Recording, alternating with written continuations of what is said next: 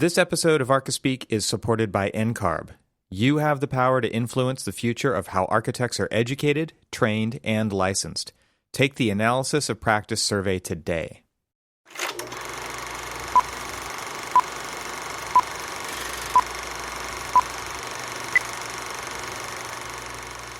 Been downstairs in the basement, kind of like reorganizing things and just getting my house in order. As they say.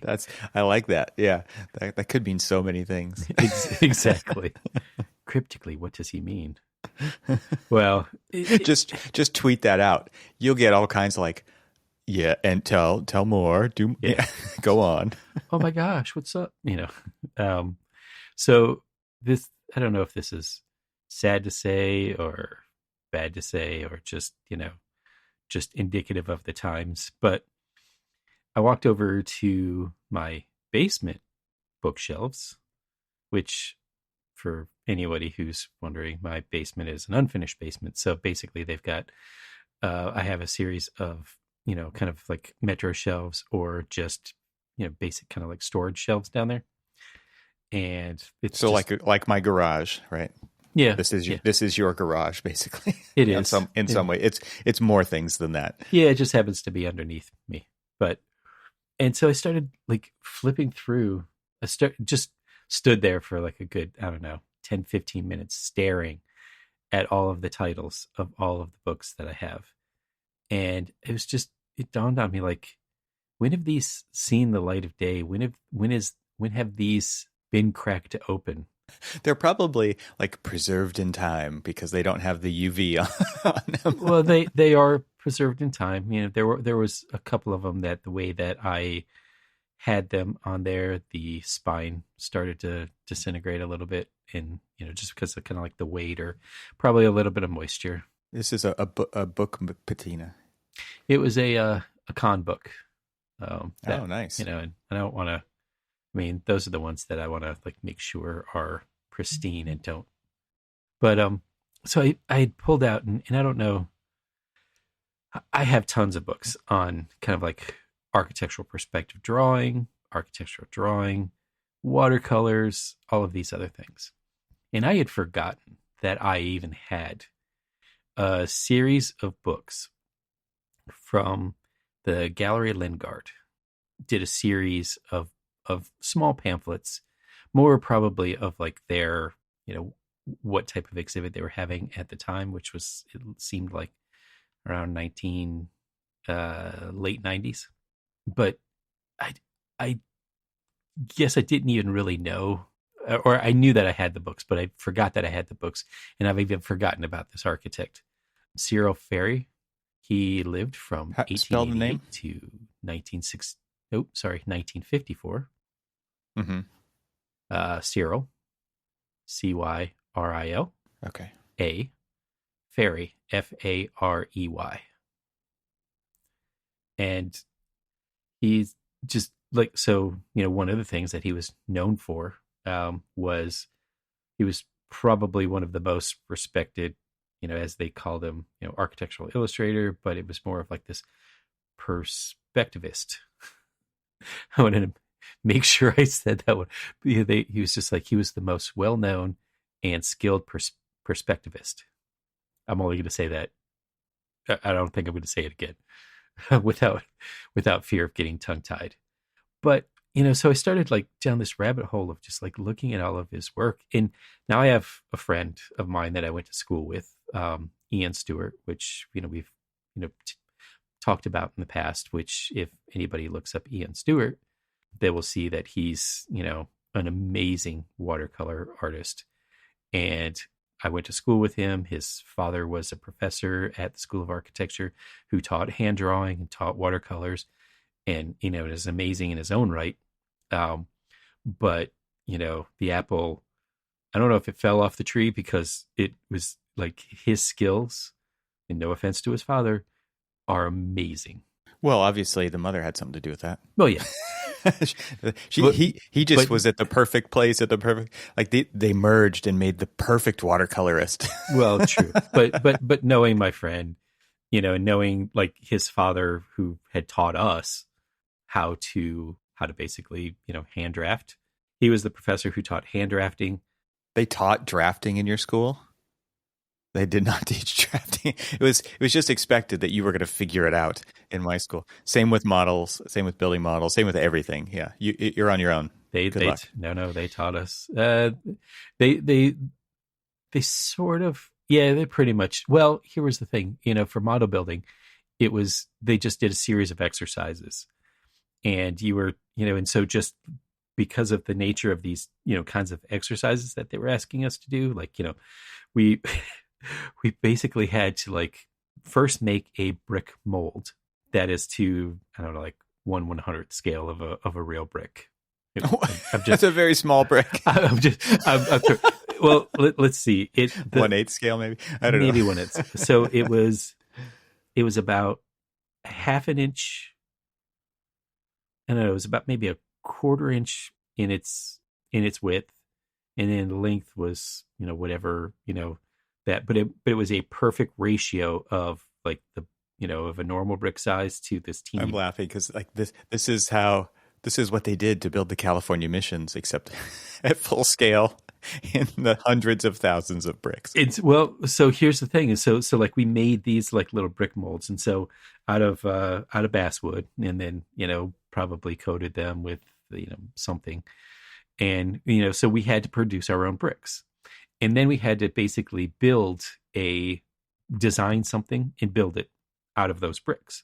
That's awesome. Like our workshops, like you're talking about, were not like this at all. They were more like, here's how not to cut your hand off in the wood shop. That's all they were. Oh, I wish they would have. Oh no, we had just those. Safety. We only got the safety courses, not the actual how to make things courses. Yeah. Did I ever tell you about me cutting my thumb off? No. Should I? That's an After Dark episode right there. Exactly. Yeah, that one was, yeah. Anyway, but so, yeah, I mean, through the exercises of, like things that they had us make, sort of just by default taught us how to model build. But we did have, honest to goodness, sketching courses, watercolor courses, hand drafting courses, shading. Like we had all of these, different things. So, of course, right as the time we were graduating, everybody and their brother was doing early, not even early. I mean, 97. I mean, people were knee deep into CAD. So, but I was one of like 2 or 3 people that did any kind of 3D at that point, right, in our class. It was still very much an analog version of architecture school for the most part. We were so early on it was funny. So would have graduated in 97. I think everybody's heard the story that I dropped out of school for a while. And then when I came back to school, I ended up graduating in 2001. You didn't drop out. You took a break. I took a break, a hiatus, a sabbatical, a financially induced, dude, you're out of money. Right. Kind of thing. So anyway, so we had Macs when I was first there. And so, we learned Form Z and things like that. And so then I went away, and I had worked for an architecture firm, and I had learned, I had to completely relearn everything because it was PCs only, but it wasn't AutoCAD. It was MicroStation. Yay. MicroStation 95 to be exact. I have so much nostalgia for MicroStation 95. So do I. Especially coming from Form Z, where it was very icon driven. It was, yeah. AutoCAD was very much a command line tool. And that was the one thing that kind of killed me in the kind of transition, is because I went back when I started to learn AutoCAD. I did it through the icons. What's funny is like it's actually what killed Form Z and MicroStation was, I mean, the keyboard shortcuts and command line is fast, right? And it was very much the kind of thing that I think killed those more graphically driven programs. And so now it's AutoCAD and Rhino and even Revit is really fast when you know the keyboard shortcuts. Like any pro user of any pro app. I got to the point where, so because I'm left-handed and I'm using the mouse right-handed, I would hotkey on the keyboard whatever what other thing, or if the pointer happened to be closer to a thing. So I was kind of like using like my commands kind of both icon and keyboard based. Yeah, so it was like really. So you were twice as fast, is what you're saying. You're not trying to toot. You're not trying to toot your own horn here at all. But not trying to toot my own horn. But yeah, I was pretty fast because so we had MicroStation and AutoCAD. When I went back to school, we had MicroStation and AutoCAD, and everybody who had, so I was kind of a returning student, and I didn't know any of the people who were in my studio and stuff. And they were just, I don't know if they were just like, I was the newbie and they're just like, let's see what this guy's got, kind of thing. And so they're, I was like, I know how to fire missiles. Well, I mean, I do that. Yeah. But so they were just like, look how fast I can do all of this in AutoCAD. And I'm like, why is that so slow? Like, what? It's like, oh, this is so funny. And I remember it so vividly. This guy was just like, what do you mean so slow? I mean, look how fast I drew this. I'm like, like the trash talk around the CAD machine. I could have done that. God. I said, I could have done that in 15 minutes. And he's like, whatever. And I'm like, okay, you pick what you want to draw. And I will. It's a smackdown. Yeah, totally. The tumbleweed floats just, by. Exactly. And I whip out the old, MicroStation. And, he's just like, AutoCAD versus MicroStation. And I was so much faster than him. It was, and then, of course, later on, he's just like, wanted to pair up with me. He's just like, let's do all these group projects together. He realized his flawed thinking. Was outmatched. And he's like, now, the enemy turned into a partner. Exactly. Unstoppable. Yeah. Oh man. But it was so funny. But so I know that we've kind of diverged from where I was standing blankly at my my books and stuff. But in a way, what we're talking about now is sort of the same feeling. It's just like all of this stuff, now that we're in the world of Revit and BIM and that kind of delivery, that all of these things that we grew up with, like learning how to hand draft, and then how quickly that was outdated. And then even though there are people who still use AutoCAD and do 2D documentation and stuff, I mean, the bulk of the profession and the bulk of at least in, let's just say, commercial world, everything is model based, right?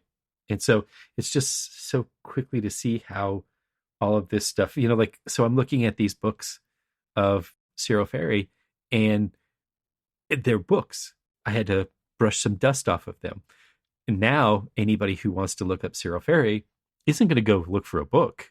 They're going to go online and, pull up Wikipedia or go to, there's Christie's had because yes, I've got my Google search right in front of me of, Pinterest and Christie's and the Royal Academy of Art and all of these other things. And it's just like, that's how they're going to learn about them now. And I've got like these beautifully, now they are reprints of all of these books.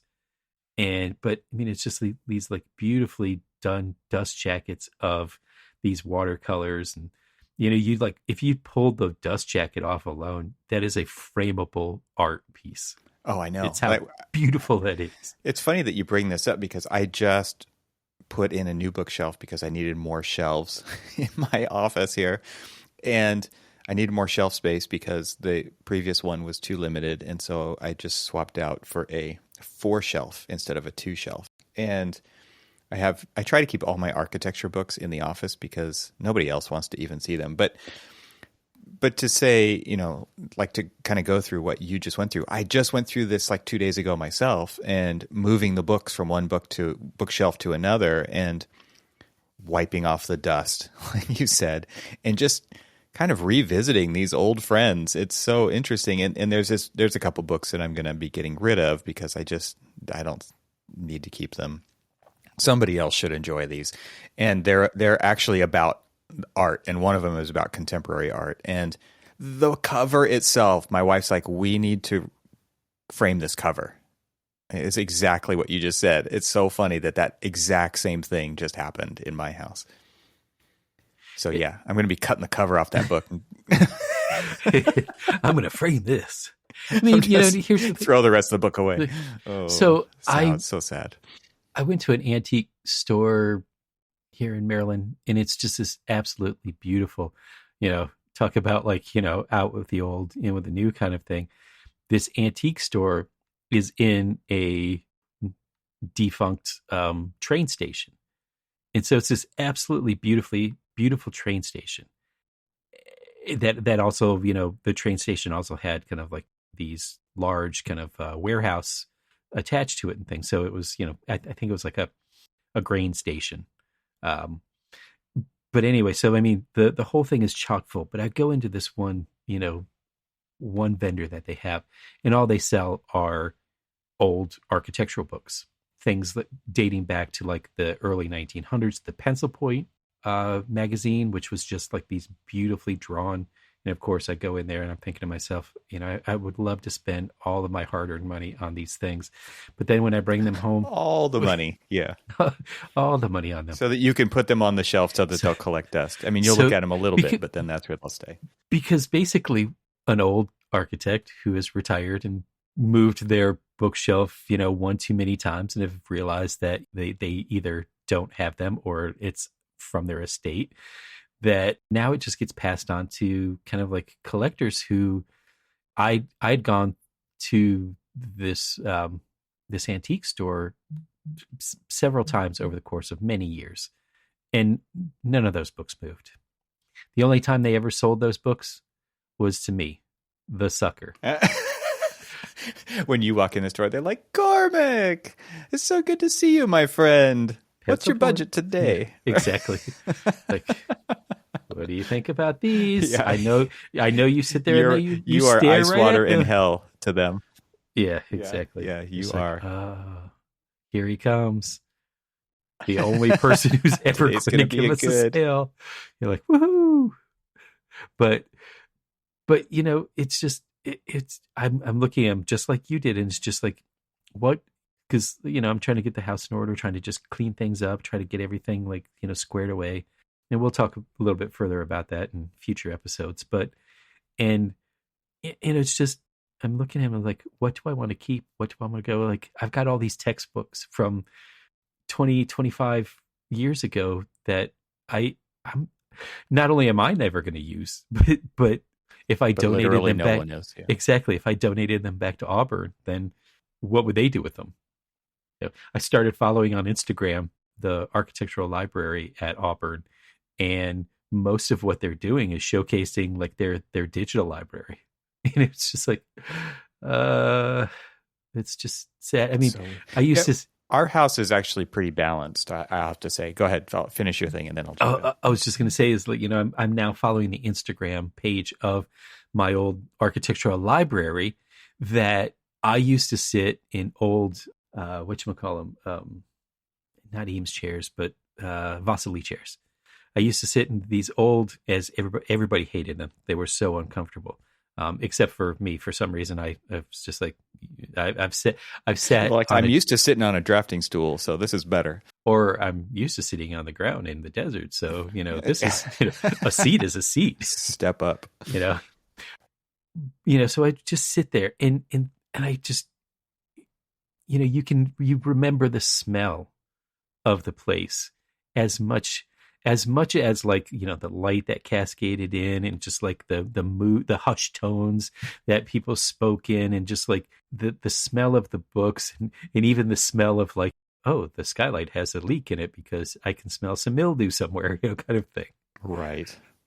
So I'm standing there looking at my books, and I'm smelling that smell that like heart transports me to all of these places that were, once loved, that seem so like yesteryear. They're time capsules. Yeah, they totally are. I was going to say that our family is pretty balanced when it comes to books versus digital. And the way that I kind of square that up in my mind is how many tabs we have open in our browser versus how many books show up on a weekly basis from the library. My wife is like a serial book consumer, for not just for herself, although I would say the majority of them probably are for her, but also for the homeschooling portion of our lives. And the LA County library system is unbelievably good. And we can get any book, and we can just order it up. It just actually happens through the internet. Very little time is actually spent at the library. It's really just a drop-off point and a pickup point for us more than anything. But it's funny when my wife has to like sweep the house to return books to the library because it's an effort. There's so many books here. And I don't know what the number is that you can check out, but it's unbelievably high. It's like 30 books at a time. It's something huge. And it's not like when we were in school and it was like you were allowed to have one book checked out, right, of like the high school library or whatever. But it's insane. And what was interesting was during the pandemic, they even dropped all fines. Oh, so yeah, you had to like you had to like renew them online just so that I guess they were kind of doing some type of accounting, but there was no fine. Like they just graced everybody out as far as the fines went. And she was so happy because, I mean, and she does keep books longer and happily pays the fines because it's one way to support the libraries. She sees it that way at least. But I just think it's funny to see how many books we actually still consume in this house, and not necessarily me. I don't take any pleasure in books. I wish I could. I wish I did. But it is one of those things that I've just given up on, except for the couple that I'm reading at any time. Let's take a quick break to share more about our sponsors. NCARB's Analysis of Practice Study is your opportunity to shape the future of architecture. Participate in this industry-wide survey to share your experiences and insights from working in architecture, engineering, or construction. Your feedback will help guide changes to what being a licensed architect looks like and impact how architects collaborate with other professionals in the future. Whether you're an architect or you work with architects, NCARB wants to hear from you. Make sure your voice is heard. Contribute to the Analysis of Practice Study today. Sign up at ncarb.org/AOP. And now let's get back to our conversation. If I were to analyze the reading veracity of my family, so me and my daughter, so the oldest and the youngest, we're audiobook listeners, podcast listeners, that kind of thing. And then my wife and my oldest they are paper, turn the page kind of readers, but they read a lot. My daughter and I listen to a lot of audiobooks either together or separately. And, she just has been taking our dog for a walk and has been listening to The Hobbit, even though she knows all the movies and everything else. The movies aren't the books. And she wanted to, after she had, watched all the movies, she's like, I really want to check out the books. But knowing her, as growing up in the digital age, she's not going to sit down and either read them on the screen or flip a page. She wants to hear the story, so we actually ended up getting her the ones that were narrated by, literally just blanked on his name, but the one who plays Smeagol. Yeah, I know who you're talking about. I can't remember his name either. I've forgotten, but anyway, so now we have the fifth one in the family, the middle, and he's kind of an interesting mix between the two. I thought you were going to say he does nothing. No, I mean, well, maybe, but maybe, no. He's actually kind of an interesting middle ground. It's like, he will read, maybe not often as like, my wife and the oldest, but he will, he's also like a graphic novel guy. He's more of like, probably less like audio, and he wants to read. He still wants to read, but he just doesn't. He is a mixed media guy. That's funny. Yeah, so that's kind of interesting. You got the full blend, the full spectrum in your house. Exactly. So, I mean, we, one block away from our house, have, one of the larger libraries in the county. And on a weekly basis, we're walking over there, just checking out what's going on. I walk over there and I'm like, that looks like an interesting book. And then look it up on Audible. Yeah. Yeah. Remember, like, it was the same thing with bookstores, right? It was like, it was just so fun to go browse the shelves and just like go to a Barnes and Noble or whatever those, there's there was, what was the other one? There were several. So there was Borders. Borders, that's what I was Barnes trying to and think Noble. of. B. Dalton Bookseller. B. Dalton, yes, that one too. Yeah. And in the mall. Yeah, it was B. Dalton. And then there was another one that started with a W. Yeah. And Was it Walden Books? That's what I was going to say, Walden Books, yeah. Yeah. And there was Crown Books too, which were like in strip malls. There's been so many funny little bookstores, but man, just going into a bookstore was it's a trap. It was a total trap, right? Yeah, I used to. So like my dad used to, like, growing up in the latchkey kid era, and my dad used to just drop me off at the library and say, "I'll be back in a couple hours."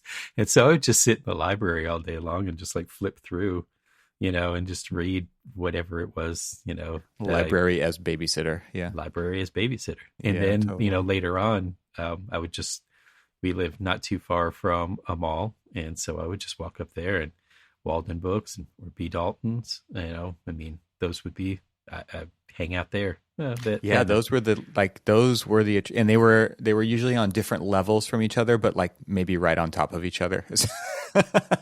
But you would always hit both. And the mall people knew that. That's why they put them on different levels, not anti-competitively, but to get you to go to all the stores in between on the way from one to the other.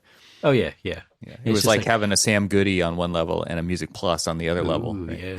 Wow. Those are some old pulls too. Right. So funny that we say this. So we talk about, we're reminiscing about all these old bookstores. And so my daughter had a Girl Scout cookie booth last week. And where we were at in downtown Bethesda was right across the street from an old Barnes & Noble.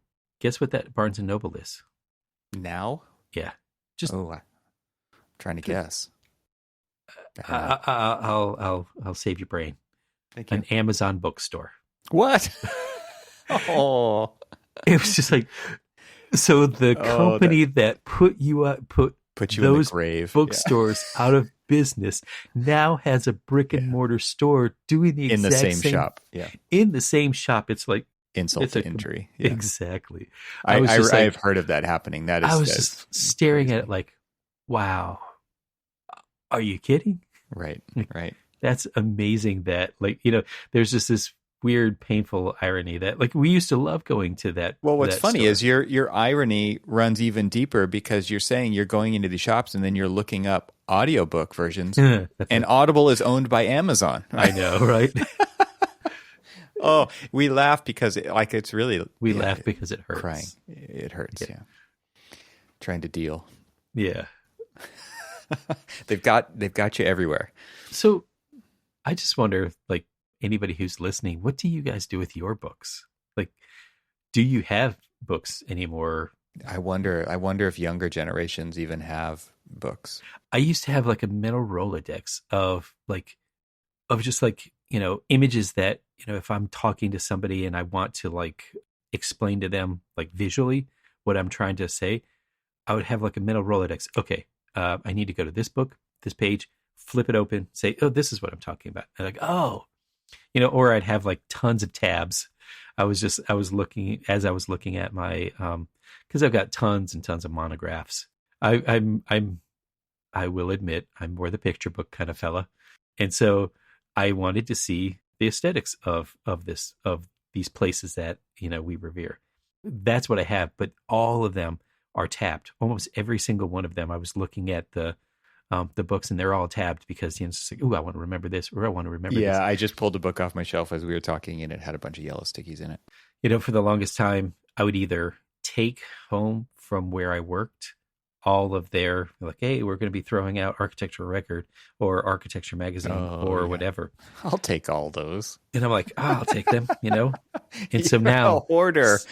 And now sitting in my basement, even though I've already gone through so many, and now that I'm, back at being an AIA member, I'm getting my Architecture Magazine. Architecture magazines used to be so much better. Oh my gosh, yes. The latest Architect magazine is the thinnest little floppy thing you've ever seen. It sadly right now is and full of ads. That's all it is. My coffee cup is sitting on it, and I don't think I've actually opened it. But my coffee cup is sitting on it so that I don't stain my desk. I've heard of coasters, yes. Have you heard of coasters? You're like, yeah, and they've got my title on it, architect. Exactly. My But wife saw a book in my bookshelf as I was moving books in. It had her name on it, so it was from when she was in college. And she's yeah. like, "What is this? We don't even need this book, anymore." It was a college book. I'm like, "What do you don't you touch that? Don't you?" I'm like, "That book could actually help you." She's like, "What are you talking about?" It's Building Construction Illustrated by Ching. I'm like, she's like, "Help me with what?" I'm like, "With those details you hate drawing." She opens up, she's like, "Oh, wow." And it was her book. So the project that I'm working on right now, we've at least alluded to the fact that it's in Saudi Arabia. So it's about all I really go into right now. But the Saudi building code is based off of IBC 2018. And so the last book that I've bought, which was not too long ago, it was just, near the start of the project, just a couple months ago, I bought the IBC, the Ching book, IBC 2018, like the visual guide. Yep. Where's it at? Cliff's Notes. No, it's basically it is his Building Construction Illustrated. It's almost in that format, but But for the code. But for the code. That's and cool. Yeah. So, I mean, as somebody who is a visual learner, it is so much easier to, have the excerpt of the code to read, but then also see the visual explanation of it. To me, those are great books. And so when you said, Building Construction Illustrated, I've got 3 volumes or 3 different editions of the BCI down on my shelves. Some really old ones that were given to me. I've got, oh my gosh, one of my favorite books, to be quite honest with you, is Architectural Graphic Standards. We have two of those here. I've got a cloth bound version of it, like a really, really old one. That do you keep it hermetically sealed? And you probably don't. I don't. I should, but I don't. Preserve it for somebody someday. Exactly. Yeah. But I have that, and then I have another one. Got 3 of those. I've got, because they're just so beautifully done. You look at them and you're just like, this is, It's like that reminds you of the Encyclopedia Britannica. Right? Oh, yes. It's like that. It's that quality of like just the consistency throughout, and even the graphic design of it's beautiful. Oh, I missed it. It's very minimal, but it's beautiful. It's so information dense. Yeah. I remember when we packed up to get rid of our Encyclopedia Britannicas. I used to just that was the thing that people used to just sit and read all the way through. Like Elon Musk talks about doing that when he was a kid, right? Like that is how kids learned. That was my Wikipedia. Exactly. I would sit there and I would just flip through them. It's like, what am I going to do today? I'm going to pull out the A. Consume encyclopedia. Yeah. Yeah, totally. And it like so many families had them, but the ones who didn't, when you'd go over to their house and they had a set, it was like, oh, I could sit here. It was like going to a bookstore, right? Except it was just in these volumes that were so consistently created. Good stuff. Oh, books. This was a trip down the memory lane. Exactly. Yeah, I was thinking, the cover that we're gonna cut off this book is a Kandinsky. It's gorgeous, and then I'm looking, and I have a whole book on Kandinsky here. So yeah, okay. When you said you're going to cut the cover off, of I'm just book, trying to be provocative. That's all. It feels painful, like it feels just wrong that you would do that. However, I get it because I'm a big Kandinsky fan. So yeah. It's Russian constructivists. Oh yeah, it just amazing. Look it up, people. Yeah. Amazing stuff, and it's so it honestly is so very architectural. Yeah, totally. We actually had a project. Bring it back to architecture school here, and we can finish up with this story or see where this leads. But there was this project that we did in first year. I'm trying to remember which quarter it was of the first year. This was not. I want to say this was like the first quarter of first year in architecture school. And it was you had to pick a painting, and you had to build a model of the painting. And you basically had to 3D the painting. So there were different ways of achieving that. You could build like, okay, so the painting that I chose was because I had never even heard of these painters, that we were basically given hints about like what to look for, right? So there was Kandinsky, there was Mondrian, of course, right? There's Picasso, but it was a very much like abstract type art, and because you could translate that into a model. I think they didn't want to go, you didn't want to pick an artist that would be incredibly difficult. Like we were first year students. We did not know what we were doing. We had to basically reproduce the painting in 2D first, and then the next exercise was to translate it into 3D in analog model form. There was no computer, anything, right? This was all by hand. And so by doing the 2D exercise first, it was all about composition and color matching and trying to get things as accurate as possible and go through the process of doing something that these artists had taken years and years and probably decades to develop the skills to actually produce that. And then it became kind of easy for them. Like there's that great Picasso story, right, where he was just drawing or signing something and charging $5 for everyone, and he was just busting them out sitting at a table, and people would come up and they're like, why am I paying anything for this? It's so easy for you. It should just be free. And it's like, well, it took, decades to get to this point, right?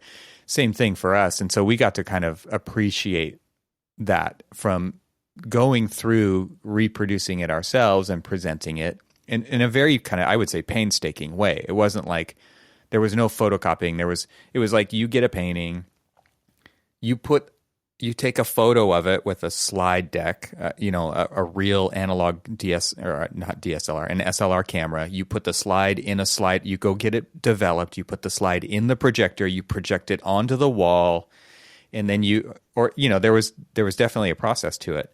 Because typically, you're finding it in a book in the library, but then you need to make it larger scale, right? And so you could do that in a number of ways, but you'd go through that process, but then you had to make it 3D. And so some people would do basswood models, some people would do foam core, some people would do kind of a mix.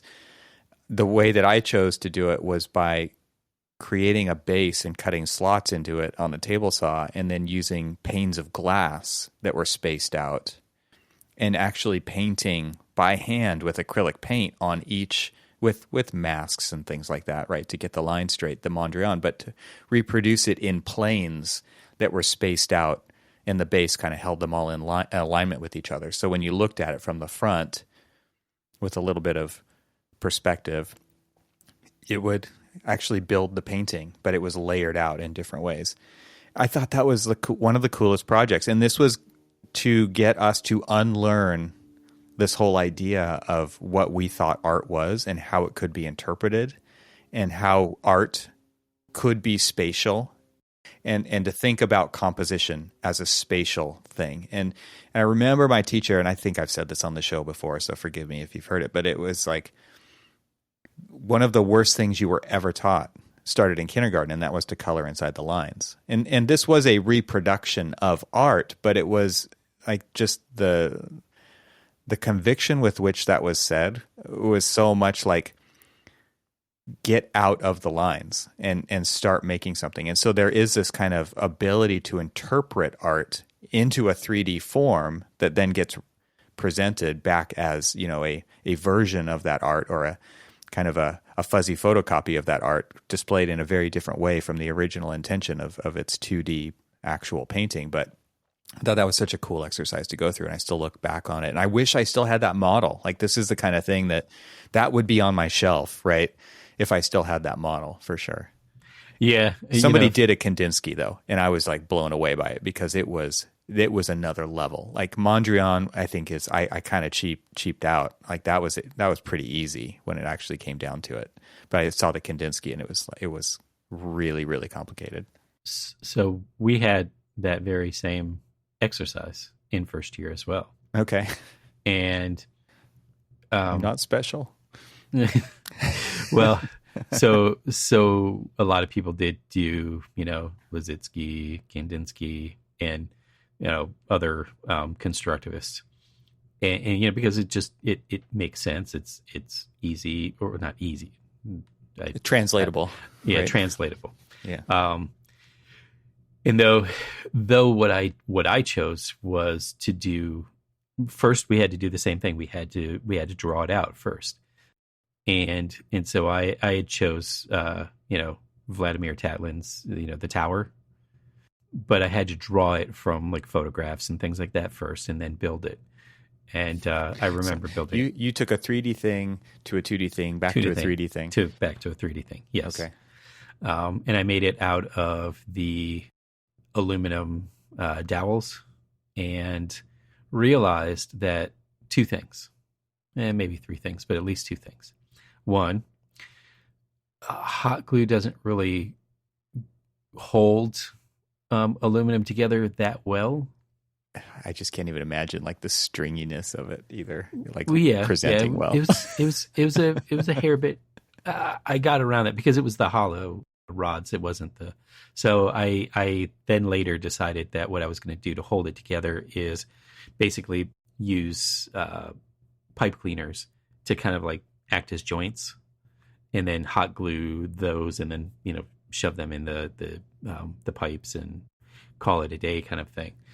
But the bigger thing that I realized, or the other two things that I realized, is hot glue is not called hot glue for a reason. I mean, it's called hot glue for a reason, right? And that reason is you should not be sitting there trying to hot glue things, in your hand, and you hold them in shorts. Because I still have a scar on my leg from the big drop of hot glue that dropped on my leg and started to basically bubble up immediately. Totally. Yeah. Hot glue has cooked many a people. Cooked many a people, as well as X-Acto blades have taken out many a fingertip, or totally, at least half a thumb. Yeah. Okay. And that's where we leave this cliffhanger right there. Exactly. Dun, dun, dun. Thanks to NCARB for their support of this podcast episode. Visit ncarb.org/AOP and contribute to the Analysis of Practice survey today. Thanks for listening. This show is part of the Gable Media Podcast Network. See all the shows at gablemedia.com. That's GABLMEDIA.com. You can help support what we're doing here by leaving a 5-star review on Apple Podcasts to help get the word out, and don't forget to share it with your friends. We'd love to hear from you, so leave a comment on the website at archispeakpodcast.com, where you can find our entire catalog of shows. Talk to you soon.